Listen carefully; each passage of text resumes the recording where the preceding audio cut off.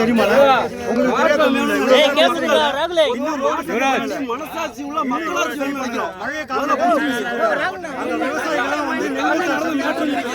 ஒருத்தர் பேசுங்க. இது வரைக்கும் மீடியா போய் கேட்டுறீங்களா? கேட்டுறீங்களாங்க?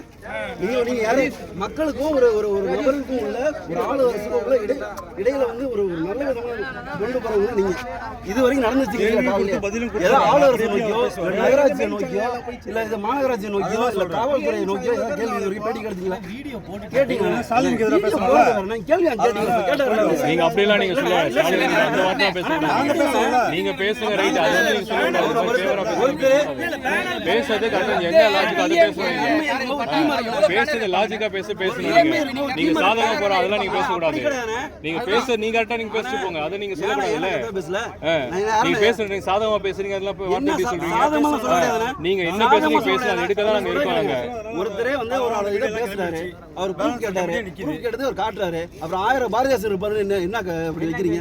எல்லாரும் பஸ் விட பாக்கெட்ல வச்சு சுத்துவாங்கண்ணா. சொல்லுங்கண்ணா நீங்க என்னன்னா அது காட்டிட்டு மேற்கொண்டு வேற கேள்வி நீங்க கேட்கலாம்ல.